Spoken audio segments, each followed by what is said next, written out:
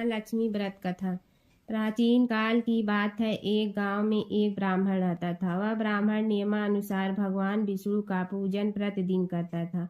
उसकी भक्ति से प्रसन्न होकर भगवान विष्णु ने उसे दर्शन दिए और इच्छा अनुसार वरदान देने का वचन दिया। ब्राह्मण ने माता लक्ष्मी का वास अपने घर में होने का वरदान मांगा। ब्राह्मण के ऐसा कहने पर भगवान विष्णु ने कहा, यहाँ मंदिर में प्रतिदिन एक स्त्री आती है और वह यहाँ गोबर के उपले थपथपाती है। वही माता लक्ष्मी है। तुम उन्हें अपने घर में आमंत्रित करो। देवी लक्ष्मी के चरण तुम्हारे घर में पड़ने से तुम्हारा घर धन धान्य से भर जाएगा। ऐसा कहकर भगवान विष्णु अदृश्य हो गए। अब दूसरे दिन सुबह से ही ब्राह्मण देवी लक्ष्मी के इंतजार में मंदिर के सामने बैठ गया।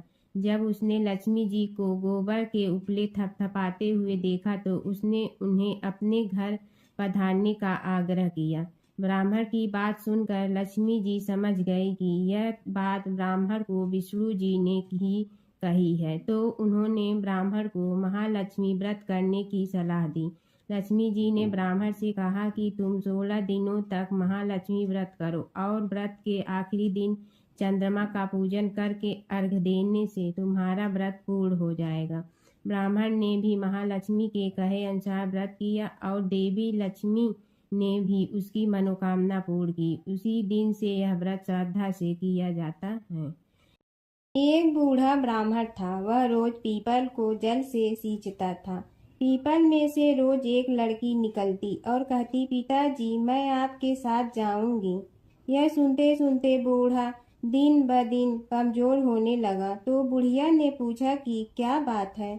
बूढ़ा बोला कि पीपल से एक लड़की निकलती है और कहती है कि वह भी मेरे साथ चलेगी। बुढ़िया बोली कि कल ले आना उस लड़की को, जहाँ 6 लड़कियां पहले से ही हमारे घर में है, वहाँ 7वीं लड़की और सही। अगले दिन बूढ़ा उस लड़की को घर ले आया। घर लाने के बाद बूढ़ा ब्राह्मण आटा मांगने गया तो उसने पहले दिनों की अपेक्षा आज ज्यादा आटा मिला था। जब बुढ़िया वह आटा छानने लगी तो लड़की ने कहा कि लाओ माँ, मैं छान देती हूँ। जब वह आटा छानने बैठी तो परात भर गई। उसके बाद माँ खाना बनाने जाने लगी तो लड़की बोली कि आज रसोई मैं बनाऊंगी। तो बुढ़िया बोली कि ना, तेरे हाथ जल जाएंगे। लेकिन लड़की नहीं मानी। वह रसोई में खाना बनाने गई तो उसने तरह तरह के 36 व्यंजन बना डाले और आज सभी ने भर पेट खाना खाया। इससे पहले वह आधा पेट भूखा ही रहते थे। रात हुई तो बुढ़िया का भाई आया और कहने लगा कि दीदी मैं तो खाना खाऊंगा। बुढ़िया परेशान हो गई कि अब खाना कहाँ से लाऊंगी। लड़की ने पूछा कि क्या बात है माँ। उसने कहा कि तेरा मामा आया है और रोटी खाएगा, लेकिन रोटी तो सबने खा ली है, अब उसके लिए कहाँ से लाऊंगी। लड़की बोली कि तू चिंता मत कर माँ, मैं बना दूंगी। और वह रसोई में गई और मामा के लिए 36 व्यंजन बना दी। मामा ने भरपेट खाया और कहा भी कि ऐसा खाना इससे पहले उसने कभी नहीं खाया है।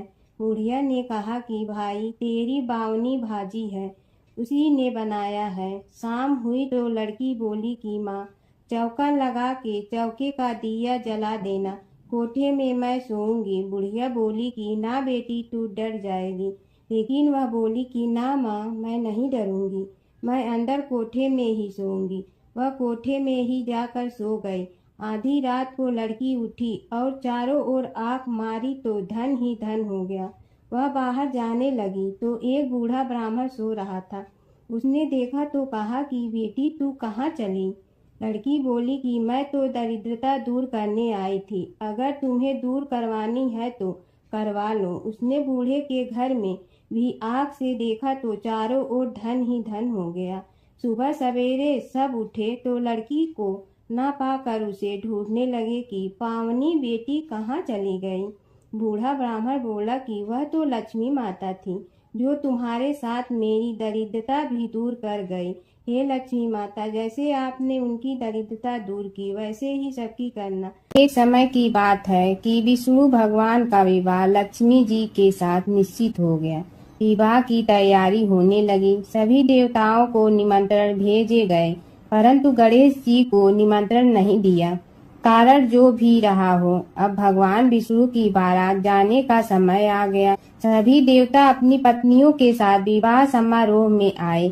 उन सब ने देखा कि गणेश जी कहीं दिखाई नहीं दे रहे हैं।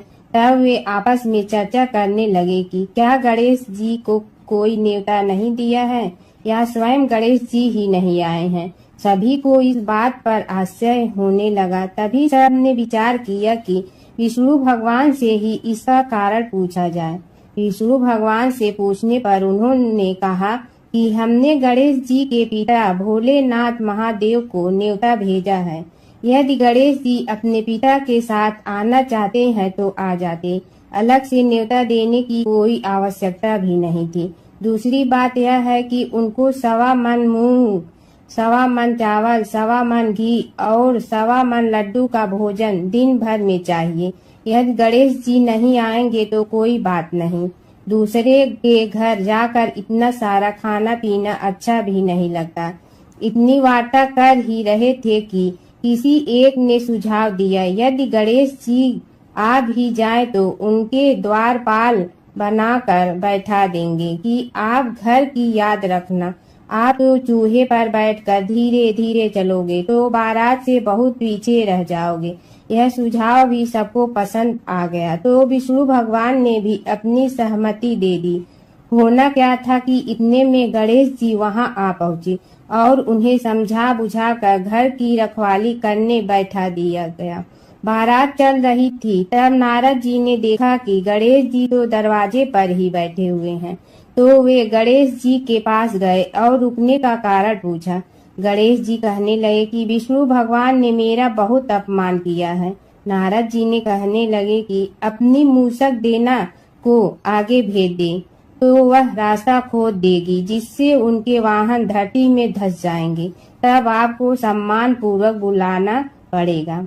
अब तो गणेश जी ने अपनी मूसक सेना जल्दी से आगे भेज दी और सेना ने जमीन पोली कर दी। जब बारात वहां से निकली तो रथों के पहिए धरती में धंस गए।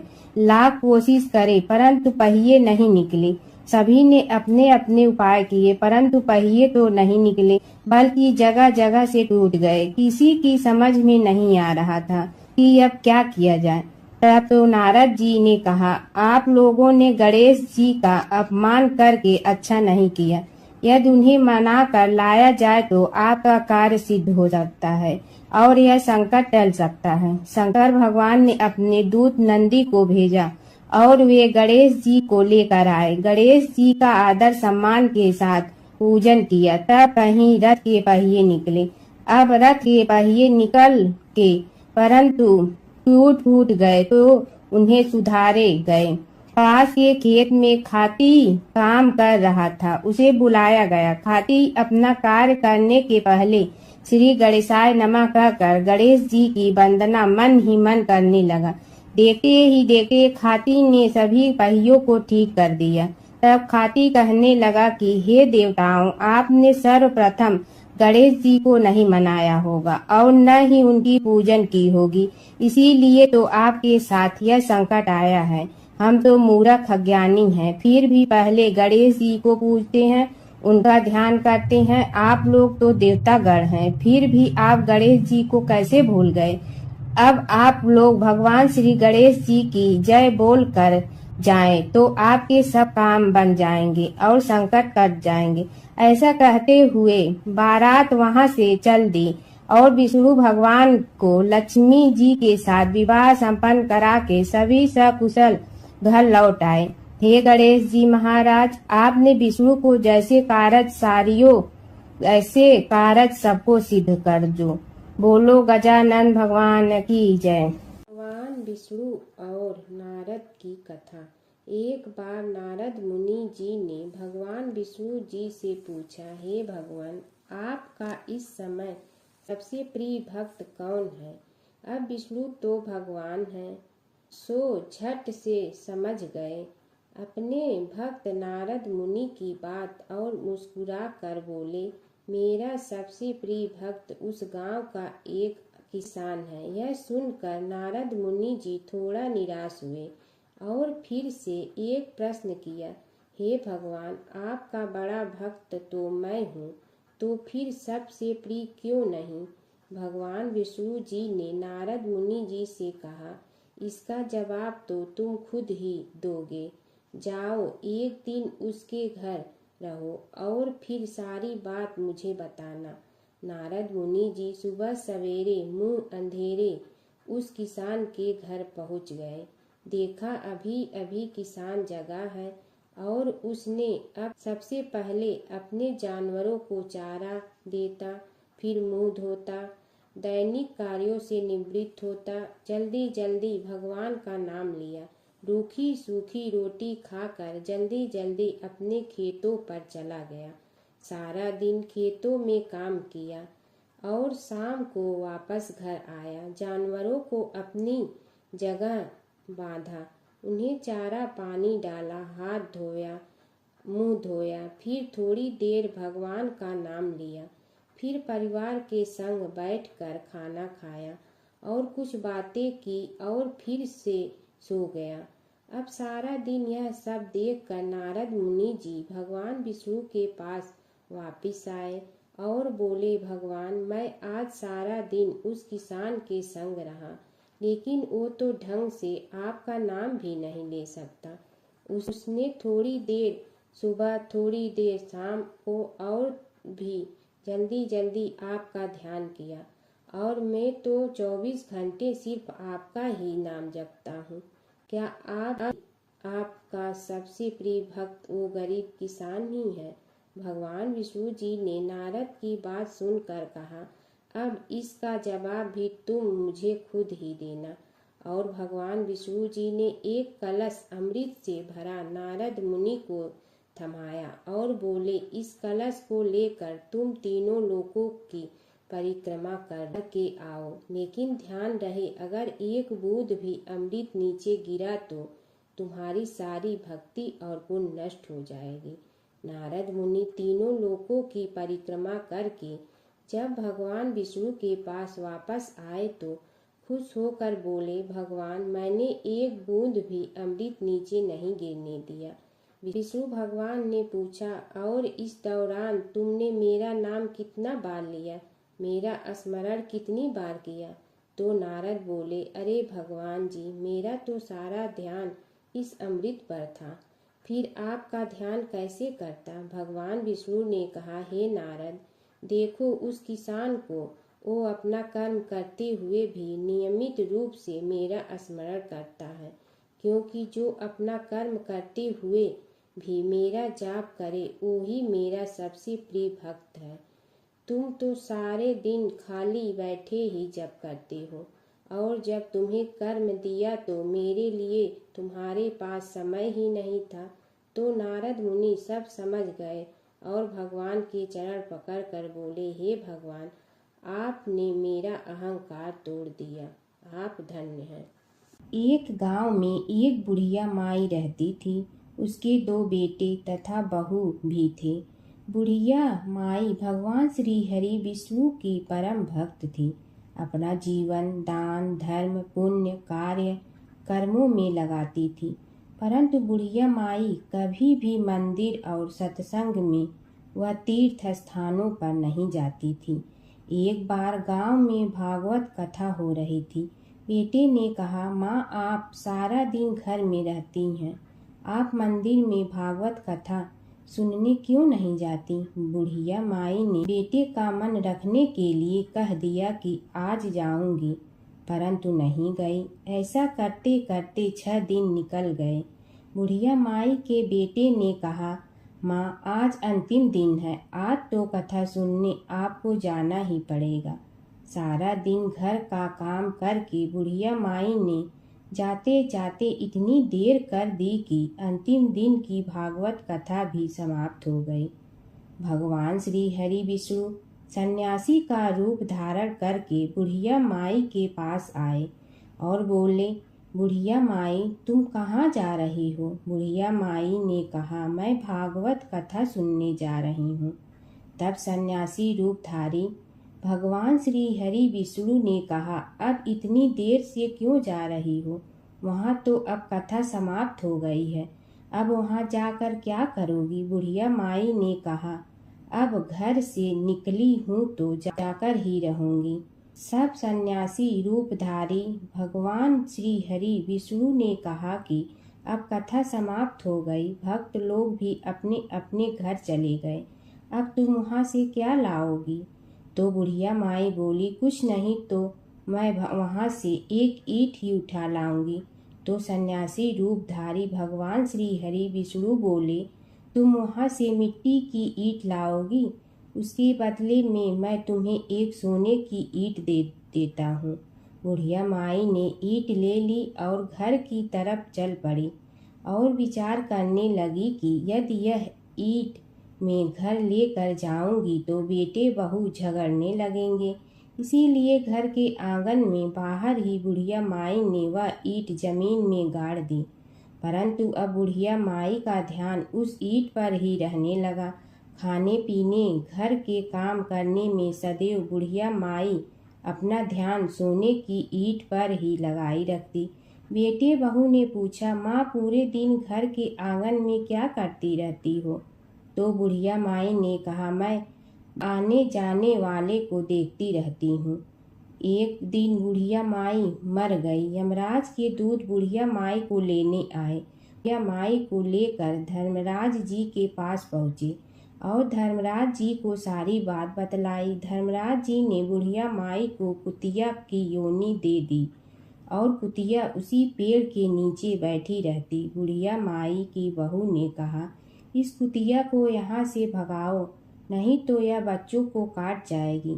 तो उसके बेटे ने उसकी पीठ पर एक लकड़ी मारी और बुढ़िया माई मर गई और को सर्प की योनि मिली। आंगन में सर्प को देखकर बेटे बहू ने किसी को काट नहीं जाए इसी डर से मार दिया। फिर बुढ़िया माई मरकर धर्मराज जी के पास पहुंची। बुढ़िया माई कीड़ी का रूप धारण करके उस आंगन में कीड़ी नगरा बना लिया। आंगन में कीड़ी नगरा हो गया। घर वाले बहुत परेशान हुए। घर वाले भोजन भी नहीं बना रहे थे और मन ही मन होने का स्मरण करने लगे। तब भगवान श्री हरि विष्णु सन्यासी का रूप धारण करके आए और बोले कि कुछ खाने को दे दो। तो घरवाले ने कहा, महाराज हमारे खाने को भी कुछ नहीं बनाया, क्योंकि हमारे घर में कीड़ी नगरा हो गया है, आप ही इसका कुछ उपाय बतलाइए। तब महाराज जी ने आंगन में खोदा और सोने की 28 निकाली और दोनों बेटों को दे दी और कहा, तुम्हारी माँ के नाम से दान पुण्य करना, धर्मशाला बनवाना, स्कूल बनवाना, प्याऊ लगवाना, गौशाला में गाय के चारे खाने की व्यवस्था करना। परंतु दोनों बेटे आपस में झगड़ने लगे कि तू दान कर, तू दान कर। किसी ने बुढ़िया माई के नाम से कोई दान नहीं किया और कीड़ी नगरा वहाँ उसी स्वरूप में स्थापित रहा। कुछ दिन बाद सन्यासी वापस आया और बुढ़िया माई के बेटों ने भगवान स्वरूपधारी सन्यासी महाराज से कहा कि हमारी घर की हालत वैसी की वैसी है, कीड़ी नगरा तो वैसे का वैसा ही है। तब साधु रूपधारी सन्यासी महाराज ने कहा, वह सोने के ईंट के टुकड़े लाओ और उन्हें बेचकर उनसे जो भी धन मिले उसे तुम्हारी माँ के नाम से दान पुण्य करो। इस कीड़ी नगरा पर शक्कर और आटा डालो। तुम ऐसा करोगे तो तुम्हारी माँ को मोक्ष प्राप्ति होगी। और उनके घर से कीड़ी नगरा चला गया। जो व्यक्ति प्रतिदिन सुबह प्रातः आटा और शक्कर कीड़ी नगरे पर डालता है, वह सदैव धनवान, पुत्रवान, संपन्न, सुख शांति से जीवन यापन करता है। उसके घर में कभी कोई कष्ट नहीं आता है। उसका जीवन सदा सर्वदा आनंद से व्यतीत होता है। उसके परिवार जन उसे अत्यधिक स्नेह प्रदान करते हैं। कीड़ी नगरा प्रतिदिन सींचने से जुड़ी नगरी की कहानी सुनने से दान पुण्य व धर्म कार्यों में रुचि लगाने से जीवन उत्तम हो जाता है। प्राचीन काल की बात है। नैमिषारण्य क्षेत्र में ऋषि, महर्षि और साधु संतों का समाज जुड़ा था। उसमें श्री सूत जी भी विद्यमान थे। शौनक जी ने उनकी सेवा में उपस्थित होकर निवेदन किया कि हे अज्ञान रूप घोर तिमिर को नष्ट करने में करोड़ों सूर्यों के समान प्रकाशमान श्री सूत जी हमारे कानों के लिए अमृत के समान जीवन प्रदान करने वाले कथा तत्व का वर्णन कीजिए। हे सूत जी, हमारे हृदयों में ज्ञान के प्रकाश की वृद्धि तथा भक्ति, वैराग्य और विवेक की उत्पत्ति जिस कथा से हो सकती हो वह हमारे प्रति कहने की कृपा कीजिए। शौनक जी की जिज्ञासा से सूत जी बड़े प्रसन्न हुए। पुरातन इतिहासों के स्मरण से उनका शरीर पुलकायमान हो रहा था। वे कुछ देर उसी स्थिति में विराजमान रहकर कुछ विचार करते रहे और अंत में बोले, शौनक जी, इस विषय में आपके चित्त में बड़ी जिज्ञासा है। आप धन्य हैं जो सदैव ज्ञान की प्राप्ति में तत्पर रहते हुए विभिन्न पुराण कथाओं की जिज्ञासा रखते हैं। आज मैं आपको ज्ञान के परम स्रोत रूप श्री गणेश जी का जन्म कर्म रूप चरित्र सुनाऊंगा। गणेश जी से ही सभी ज्ञानों, सभी विद्याओं का उद्भव हुआ है। अब आप सावधान चित्त से विराजमान हो। श्री गणेश जी के ध्यान और नमस्कार पूर्वक उनका चरित्र श्रवण करें। नमस्तस्मै गणेशाय ब्रह्मा विद्या प्रदायिनी यनागस्त्यसमः साक्षात विघ्न सागर सोषणे। कैसे हैं वे श्री गणेश जो सभी प्रकार की ब्रह्म विद्याओं को प्रदान करने वाले अर्थात ब्रह्मा के सगुण और निर्गुण स्वरूप पर प्रकाश डालने और जीव ब्रह्मा का अभेद प्रतिपादन करने वाली विद्याओं के दाता हैं। वे विघ्नों के समुद्रों को महर्षि अगस्त्य के समान शोषण करने में समर्थ हैं। इसलिए उनका नाम विघ्न सागर शोषक के नाम से प्रसिद्ध है। मैं उन भगवान श्री गणेश जी को नमस्कार करता हूँ। प्रथम पूजा के अधिकारी श्री गणेश जी, यह कहकर सूत जी कुछ समय के लिए मौन हो गए और फिर बोले, शौनक जी, भगवान गणेश जी ही सर्वप्रथम पूजा प्राप्ति के अधिकारी हैं। किसी भी देवता की पूजा करो, पहले उनकी पूजा करो। शौनक जी ने निवेदन किया, हे भगवान, हे सूत, सर्वप्रथम यह बताने की कृपा कीजिए कि गणेश जी को प्रथम पूजा का अधिकार किस प्रकार प्राप्त हुआ।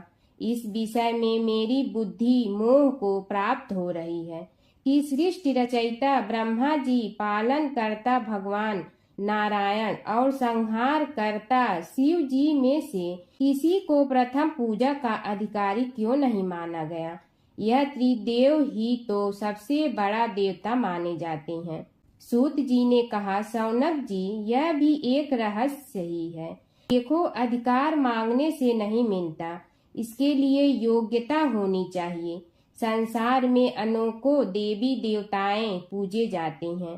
पहले जो जिसका इष्ट देव होता है वह उसी की पूजा किया करता है। इससे बड़े देवताओं के महत्व में कमी आने की आशंका उत्पन्न हो गई। इस कारण देवताओं में परस्पर विवाद होने लगा। वे उसका निर्णय प्राप्त करने के लिए शिव जी के पास पहुँचे और प्रणाम करके पूछने लगे, प्रभु, हम सब में प्रथम पूजा का अधिकारी कौन है। शिव जी सोचने लगे कि किसे प्रथम पूजा का अधिकारी माने। तभी उन्हें एक युक्ति सूझी। बोले, देवगण, इसका निपटारा बातों से नहीं तथ्यों से होगा। इसके लिए एक प्रतियोगिता रखनी होगी, शिव की परिक्रमा करने की प्रतियोगिता। देवगण उनका मुख देखने लगे, शंकित हृदय से सोचने लगे कि कैसी प्रतियोगिता रहेगी। यह शिव जी ने उनके मन के भाव ताड़ लिए, इसलिए सांत्वना भरे शब्दों में बोले, घबराओ मत, कोई कठिन परीक्षा नहीं ली जाएगी। बस इतना ही कि सभी अपने अपने वाहनों पर चढ़कर संसार की परिक्रमा करो और फिर यहाँ लौट आओ। जो पहले लौटेगा वही सर्वप्रथम पूजा का अधिकारी होगा। अब क्या देर थी, सभी अपने अपने वाहन पर चढ़कर दौड़ पड़े। किसी का वाहन गजराज था तो किसी का सिंह, किसी का भैंसा तो किसी का मृग, किसी का हंस तो किसी का उल्लू, किसी का अश्व तो किसी का श्वान। अभिप्राय यह है कि वाहनों को विविधता के दर्शन उस समय जितने भले प्रकार से हो सकते थे उतने अन्य समय में नहीं। सबसे गया बीता वाहन गणेश जी का था मूषक, उससे चूहा भी कहते हैं। ऐसे वाहन के बल भरोसे इस प्रतियोगिता में सफल होना तो क्या, सम्मिलित होना भी हास्यास्पद है। गणेश जी ने सोचा, छोड़ो, क्या होगा प्रतियोगिता में भाग लेने से, हम तो यहाँ बैठे रह कर ही तमाशा देखेंगे। वे बहुत देर तक विचार करते रहे। अंत में उन्हें एक युक्ति सूझी। शिव जी स्वयं ही जगदाता हैं, यह संसार उन्हीं का प्रतिबिंब है, तब क्यों न इन्हीं की परिक्रमा कर ली जाए। इनकी परिक्रमा करने से ही संसार की परिक्रमा हो जाएगी। ऐसा निश्चय कर उन्होंने मूषक पर चढ़कर शिव जी की परिक्रमा की और उनके समक्ष जा पहुँचे। शिव जी ने कहा, तुमने परिक्रमा पूर्ण कर ली? उन्होंने उत्तर दिया, जी हाँ। शिव जी सोचने लगे कि इसे तो यहीं घूमते हुए देखा, फिर परिक्रमा कैसे कराया। देवताओं का परिक्रमा करके लौटना आरंभ हुआ और उन्होंने गणेश जी को वहां बैठे देखा तो माथा ठनक गया। फिर भी साहस करके बोले, अरे तुम विश्व की परिक्रमा के लिए नहीं गए? गणेश जी ने कहा, अरे मैं कब का यहाँ आ गया। देवता बोले, तुम्हें तो कहीं भी नहीं देखा। गणेश जी ने उत्तर दिया, देखते कहाँ से, समस्त संसार शिव जी में विद्यमान है। इनकी परिक्रमा करने से ही संसार की परिक्रमा पूर्ण हो गई। सूत जी बोले, शौनक, इस प्रकार गणेश जी ने अपनी बुद्धि के बल पर ही विजय प्राप्त कर ली। उनका कथन सत्य था, इसलिए कोई विरोध करता भी तो कैसे। बस उसी दिन से गणेश जी की प्रथम पूजा होने लगी। सूत जी बोले, हे शौनक जी, यह एक तथ्य है कि गणेश जी ही उसके पात्र हैं। वे बड़े देवता का भी कार्य सिद्धि में विघ्न उपस्थित होने पर उन विघ्न राज का आश्रय न लिया हो। हे शौनक, वे देव भी बड़े दयालु हैं। नाम तो शिव जी का ही आशुतोष है, किंतु वे सर्वात्मा और सर्वरक्षक प्रभु तो शिव जी की अपेक्षा भी शीघ्र ही प्रकट हो जाते हैं। उनका भक्त कभी किसी संकट में नहीं पड़ता। यदि प्रारब्ध वशात कभी किसी विपत्ति में पड़ भी जाता है तो गणेश्वर की उपासना करने पर उनके अनुग्रह से उनके समस्त दुख दूर होकर परम सुख की प्राप्ति होती है। शौनक ने कहा, हे सूत जी, हे महाभाग, हे प्रभु, मैं गणेश जी के विभिन्न चरित्रों का अध्ययन करना चाहता हूँ, तो मुझे बताइए कि किस ग्रंथ का अवलोकन करूँ। हे दयामय, आपको तो उनके समस्त चरित्र विदित है कि यदि आप ही उन्हें सुनाने की कृपा करें तो मेरा अत्यधिक उपकार होगा। सूत जी बोले, हे शौनक भगवान, गणेश्वर के इतने चरित्र हैं कि उन सब का कथन इस जीवा से संभव नहीं, क्योंकि प्रभु अनंत, प्रभु चरित्र अनंता वाली बात समस्त विद्वान ऋषि मुनि कहते हैं। फिर भी गणेश जी प्रथम पूजा के अधिकारी होने के कारण समस्त देव चरित्रों में जुड़े हुए हैं, इसलिए उनका प्रभाव भी सर्वाधिक व्यापक है। हे मुने, हे शौनक, वे भगवान सर्व समर्थ हैं। वे सभी का तिरस्कार करने में समर्थ हैं, किंतु उनका तिरस्कार कोई भी नहीं कर सकता। यह त्रिलोक्य उन्हीं भगवान के संकेत पर नित्य करता है। इसकी समस्त क्रियाएं उन्हीं की इच्छा पर आश्रित हैं। हे शौनक भगवान, गणेश्वर स्वयं कहते हैं, शिवे विष्णो च शक्तौ च सूर्ये मयि निराधिप यो भेद बुद्धियोगः स सम्य योगुः मतो मम। हे नरेश्वर, हे वरेण्य शिव, विष्णु, शक्ति, सूर्य और मुझ गणेश में जो अभेद बुद्धि योग है, मेरे मत में वही सम्यक योग है। इससे यह भी सिद्ध है कि समस्त देवता उन्हीं के स्वरूप हैं। वे ही भगवान विभिन्न कार्य रूपों के अनुसार अपना भिन्न भिन्न नाम रखते हैं। हे मुनि श्रेष्ठ, उन सब देवताओं के चरित्र भी उन्हीं गणराज के चरित्र हैं। यद्यपि सब चरित्र एक ही ग्रंथ में मिलने में संभव नहीं है, फिर भी गणेश्वर के अनेकों प्रमुख चरित्रों का वर्णन गणेश पुराण में हुआ है। राजा सोमकांत का वृतांत कथन। शौनक जी ने पूछा, हे प्रभु, गणेश पुराण का आरंभ किस प्रकार हुआ, यह मुझे बताने की कृपा करे। इस पर सूत जी ने कहने लगे, हे शौनक, यद्यपि गणेश पुराण है तो बहुत प्राचीन, क्योंकि भगवान गणेश्वर तो आदि हैं। न जाने कब से गणेश जी अपने उपासकों पर कृपा करते चले आ रहे हैं। उनके अनंत चरित्र हैं, जिनका संग्रह एक महापुराण का रूप ले सकता है। उसे एक बार भगवान नारायण ने नारद जी को और भगवान ने शंकर और जगन जननी पार्वती जी को सुनाया था। बाद में वही पुराण संक्षेप रूप में ब्रह्मा जी ने महर्षि वेद व्यास को सुनाया और फिर व्यास जी ने महर्षि भृगु को सुनाया। भृगु ने कृपा करके सौराष्ट्र के एक राजा सोमकांत को सुनाया था। तब से वह पुराण अनेक कथाओं में विस्तृत होता रहा और अनेक कथाओं से रहित होता हुआ अनेक रूप में प्रचलित है। शौनक जी ने पूछा, भगवान, आप यह बताने का कष्ट करें कि राजा सोमकांत कौन था।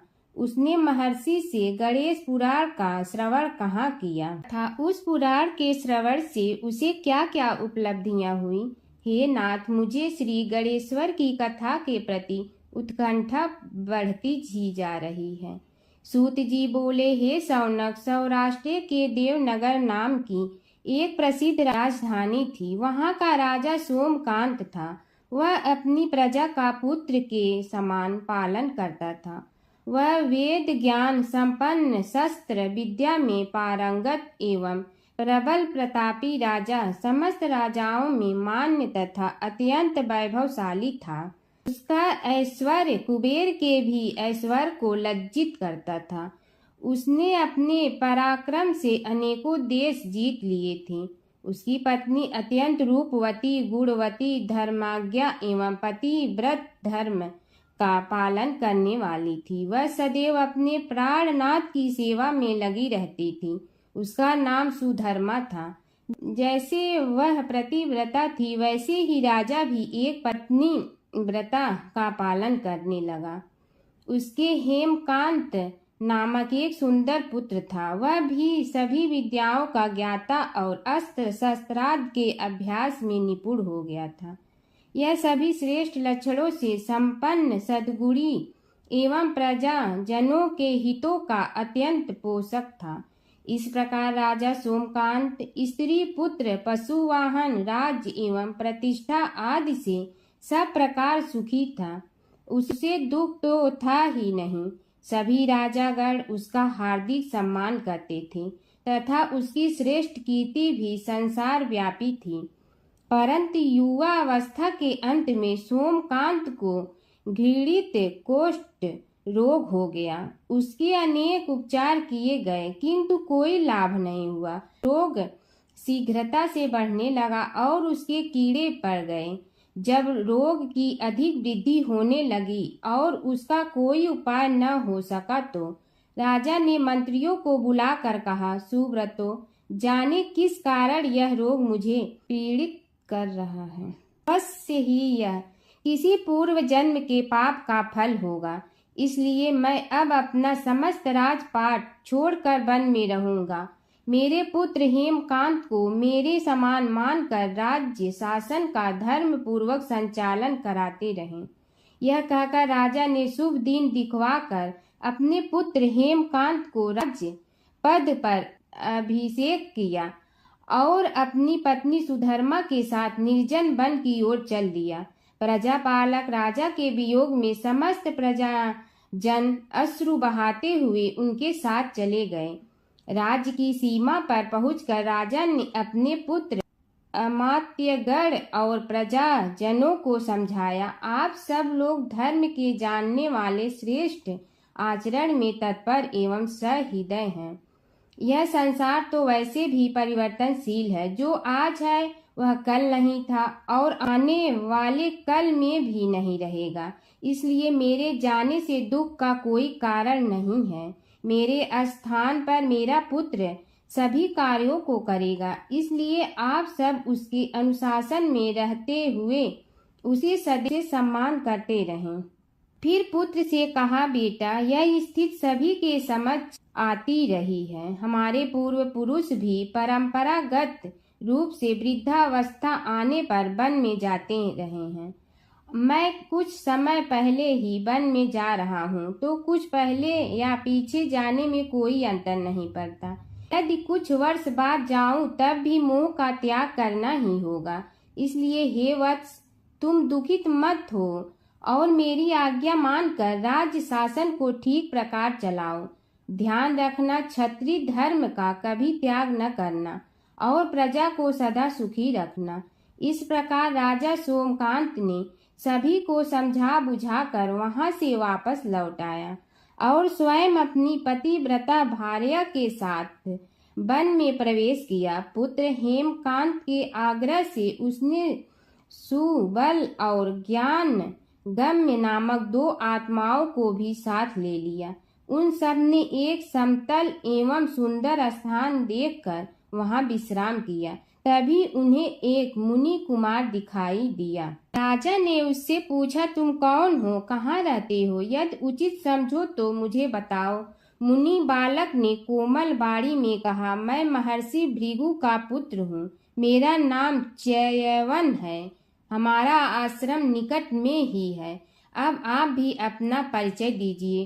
राजा ने कहा, मुनि कुमार, आपका परिचय पाकर मुझे बड़ी प्रसन्नता हुई। मैं सौराष्ट्र के देवनगर नामक राज्य का अधिपति रहा हूँ।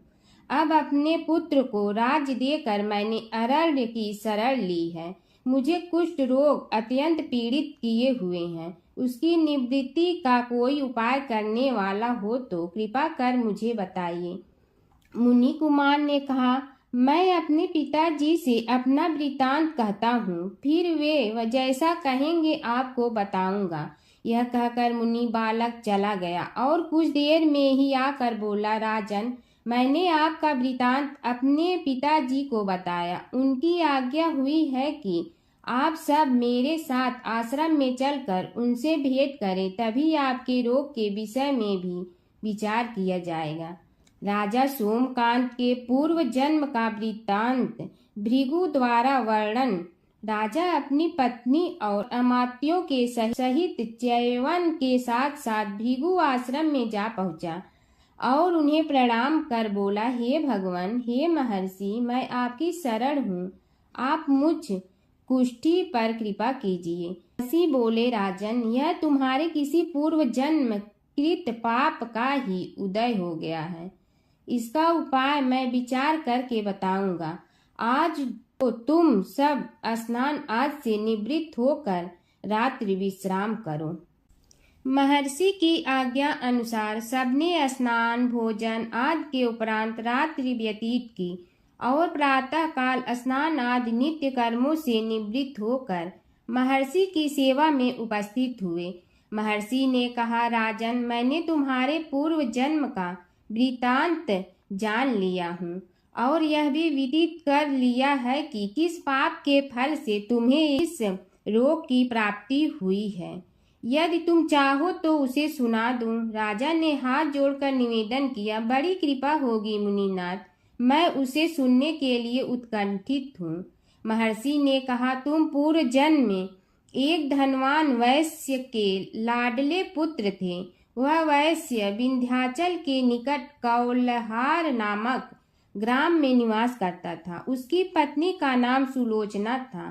तुम उसी वैश्य दंपत के पुत्र हुए। तुम्हारा नाम कामद था। तुम्हारा लालन पालन बड़े लाड चाव से हुआ। उन्होंने तुम्हारा विवाह एक अत्यंत सुंदरी वैश्य कन्या से कर दिया था, जिसका नाम कुटुम्बिनी था। यद्यप तुम्हारी भार्या सुशीला थी और तुम्हें सदैव धर्म में निरत देखना चाहती थी, किंतु तुम्हारा स्वभाव वासनांध होने के कारण दिन प्रतिदिन उज्जवल होता जा रहा था। किंतु माता पिता भी धार्मिक थे, इसलिए उनके सामने तुम्हारी उज्ज्वलता दबी रही। परंतु माता पिता की मृत्यु के बाद तुम निरंकुश हो गए और अपनी पत्नी की बात भी नहीं मानते थे। तुम्हें अनाचार में प्रवृत्त देखकर उसे दुख होता था, तो भी उसका कुछ बस न चलता था। तुम्हारी उन्मत्तता चरम सीमा पर थी। अपनों से भी द्वेष और क्रूरता का व्यवहार किया करते थे। हत्या आदि कराते थे। तुम्हारे लिए सामान्य बात हो गई। पीड़ित व्यक्तियों ने तुम्हारे विरुद्ध राजा से पुकार की। अभियोग चला और तुम्हें राज्य की सीमा से भी बाहर चले जाने का आदेश हुआ। तब तुम घर छोड़कर किसी निर्जन वन में रहने लगे। उस समय तुम्हारा कार्य लोगों को लूटना और हत्या करना ही रह गया। एक दिन मध्याह्न काल था। गुणवर्धक नामक एक विद्वान ब्राह्मण उधर से निकला। बेचारा अपनी पत्नी को लिवाने के लिए ससुराल जा रहा था। तुमने उस ब्राह्मण युवक को पकड़कर लूट लिया। प्रतिरोध करने पर उसे मारने लगे तो वह चित्कार करने लगा, मुझे मत मार, मत मार। देख, मेरा दूसरा विवाह हुआ है। मैं पत्नी को लेने के लिए जा रहा हूँ। किंतु तुम तो क्रोधवश में ऐसे लीन हो रहे थे कि तुमने उसकी बात सुनकर भी नहीं सुनी। जब उसे मारने लगे तो उसने श्राप दे दिया, अरे हत्यारे, मेरी हत्या के पाप से तो सहस्त्र कल्प तक घोर नरक भोगोगे। तुमने उसकी कोई चिंता न की और सिर काट लिया। राजन, तुमने ऐसी एक नहीं बल्कि अनेक निरीह हत्याएं की थी, जिनकी गणना करना भी पाप है।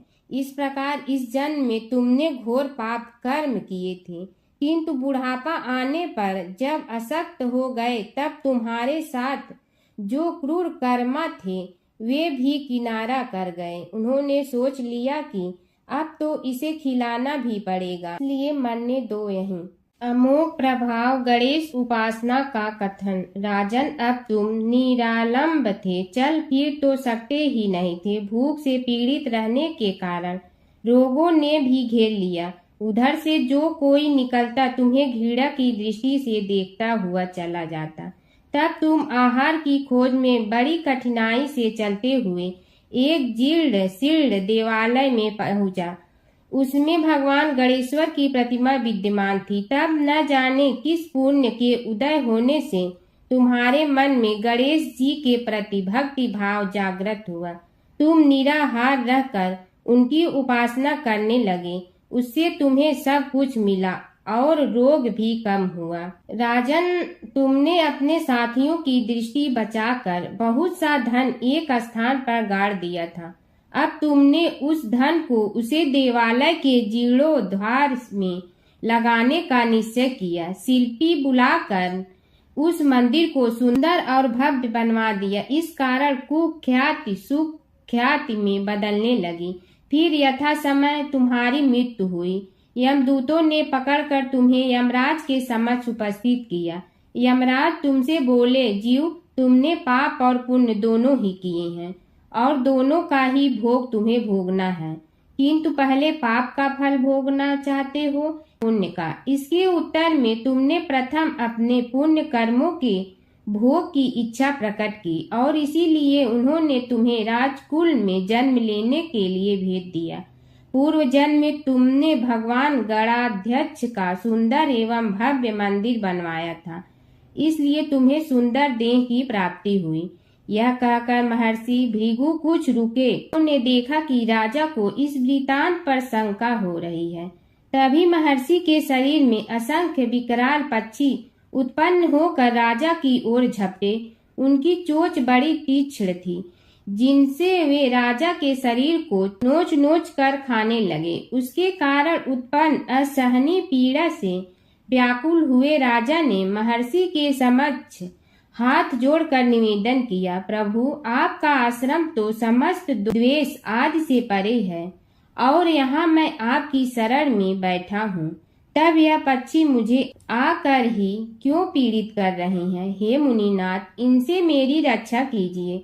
महर्षि ने राजा के अंतर्वचन सुनकर सांत्वना देते हुए कहा, राजन, तुमने मेरे वचनों में शंका की थी और जो मुझ सत्यवादी के कथन में शंका करते हैं उसे खाने के लिए मेरे शरीर से इसी प्रकार पक्षी प्रकट हो जाते हैं, जो कि मेरे हुंकार करने पर भस्म हो जाया करते हैं। यह कर महर्षि ने हुंकार की और तभी वे समस्त पक्षी भस्म हो गए। राजा श्रद्धावनत होकर उनके समक्ष अश्रुपात करता हुआ बोला, प्रभु, अब आप पाप से मुक्त होने का उपाय कीजिए। महर्षि ने कुछ विचार कर कहा, राजन, तुम पर भगवान गणेश्वर की कृपा सहज रूप से है और वे ही प्रभु तुम्हारे पापों को भी दूर करने में समर्थ हैं। इसलिए तुम उनके पाप नाशक चरित्रों का श्रवण करो। गणेश पुराण में उनके चरित्रों का भले प्रकार वर्णन हुआ है, अतएव तुम श्रद्धा भक्ति पूर्वक उसी को सुनने में चित्त लगाओ। राजा ने प्रार्थना की, महामुनि, मैंने गणेश पुराण का नाम भी आज तक नहीं सुना, तो उनके सुनने का सौभाग्य कैसे प्राप्त कर सकूंगा? हे नाथ, आपसे अधिक ज्ञानी और प्रकांड विद्वान और कौन हो सकता है? आप ही मुझ पर कृपा कीजिए। महर्षि ने राजा की दीनता देखकर उसके शरीर पर अपने कमंडल का मंत्रपूत जल छिड़का। तभी राजा को एक छींक आई और नासिका से एक अत्यंत छोटा काले वर्ण का पुरुष बाहर निकल आया। देखते देखते वह बढ़ गया। उसके भयंकर रूप को देखकर राजा कुछ भयभीत हुआ, किंतु समस्त आश्रमवासी वहां से भाग गए। वह पुरुष महर्षि के समक्ष हाथ जोड़कर खड़ा हो गया। उन्होंने उसकी ओर देखा और कुछ उच्च स्वर में बोले, तू कौन है? क्या चाहता है? वह बोला, मैं साक्षात पाप हूँ। समस्त पापियों के शरीर में मेरा निवास है। आपके मंत्रपूत जल के स्पर्श से मुझे विवश होकर राजा के शरीर से बाहर निकलना पड़ा है। अब मुझे बड़ी भूख लगी है, बताइए क्या खाऊं और कहाँ रहूं? महर्षि बोले, तू उस आम के अवकाश स्थान में निवास कर और उसी वृक्ष के पत्ते खाकर जीवन निर्वाह कर। यह सुनते ही वह पुरुष आम के वृक्ष के पास पहुंचा, किंतु उसके स्पर्श मात्र से वह वृक्ष जलकर भस्म हो गया। फिर जब पाप पुरुष को रहने के लिए कोई स्थान दिखाई न दिया तो वह भी अंतर्हित हो गया। हर व्रत कथा के साथ पढ़ी और सुनी जाने वाली लपसी तपसी की यह कहानी। एक लपसी था, एक तपसी था। तपसी हमेशा भगवान की तपस्या में लीन रहता था। लपसी रोजाना सवा सेर की लपसी बनाकर भगवान का भोग लगाकर जीम लेता था। एक दिन दोनों लड़ने लगे। तपसी बोला, मैं रोज भगवान की तपस्या करता हूँ, इसलिए मैं बड़ा हूँ। लपसी बोला, मैं रोज भगवान को सवा सेर लपसी का भोग लगाता हूँ, इसलिए मैं बड़ा हूँ। नारद जी वहाँ से गुजर रहे थे। दोनों को लड़ता देखकर उनसे पूछा कि तुम क्यों लड़ रहे हो? तपसी ने खुद के बड़ा होने का कारण बताया और लपसी ने अपना कारण बताया। नारद जी बोले, तुम्हारा फैसला मैं करूँगा। दूसरे दिन लपसी और तपसी नहाकर अपनी रोज की भक्ति करने आए तो नारद जी ने छुपकर 1.25 करोड़ की एक एक अंगूठी उन दोनों के आगे रख दी। तपसी की नज़र उस अंगूठी पर पड़ी जो उसने चुपचाप अंगूठी उठाकर अपने नीचे दबा ली। तब लपसी की नज़र अंगूठी पर पड़ी, लेकिन उसने ध्यान नहीं दिया। भगवान को भोग लगाकर लपसी खाना खाने लगा। नारद जी सामने आए तो दोनों ने पूछा कि कौन बड़ा, तो नारद जी ने तपसी से खड़ा होने को कहा। वो खड़ा हुआ तो उसने नीचे दबी अंगूठी दिखाई पड़ी। नारद जी ने लपसी से कहा, तपस्या करने के बाद भी तुम्हारी चोरी करने की आदत नहीं गई, इसलिए लपसी बड़ा है और तुम्हें तुम्हारी तपस्या का कोई फल भी नहीं मिलेगा। तपसी शर्मिंदा होकर माफ़ी मांगने लगा। उसने नारद जी से पूछा, मुझे मेरी तपस्या का फल कैसे मिलेगा? नारद जी ने कहा, यदि कोई गाय और कुत्ते की रोटी नहीं बनाएगा तो फल तुझे मिलेगा। यदि कोई ब्राह्मण को भोजन करवा कर दक्षिणा नहीं देगा तो फल तुम्हें मिलेगा। यदि कोई साड़ी के साथ ब्लाउज नहीं देगा तो फल तुझे मिलेगा। यदि कोई दिए से दिया जलाएगा तो फल तुम्हें मिलेगा। यदि कोई सारी कहानी सुने लेकिन तुम्हारी कहानी नहीं सुने तो फल तुझे मिलेगा। उसी दिन से हर व्रत कथा कहानी के साथ लपसी तपसी की कहानी भी सुनी और कही जाती है। ओम जय जगदीश हरे स्वामी जय जगदीश हरे, भक्त जनों के संकट क्षण में दूर करे। ओम जय जगदीश हरे, जो ध्यावे फल पावे, दुख बिन दे मन का, सुख संपत्ति घर आवे, कष्ट मिटे तन का। ओम जय जगदीश हरे, मात पिता तुम मेरे, शरण कहूँ किसकी, तुम बिनय और न दूजा, आस करूँ जिसकी। ओम जय जगदीश हरे, तुम पूर्ण परमात्मा, तुम अंतर्यामी, पार ब्रह्म परमेश्वर, तुम सबके स्वामी। ओम जय जगदीश हरे, तुम बिंदा के सागर, तुम पालन करता, मैं मूर्ख कल काम, कृपा करो भरता।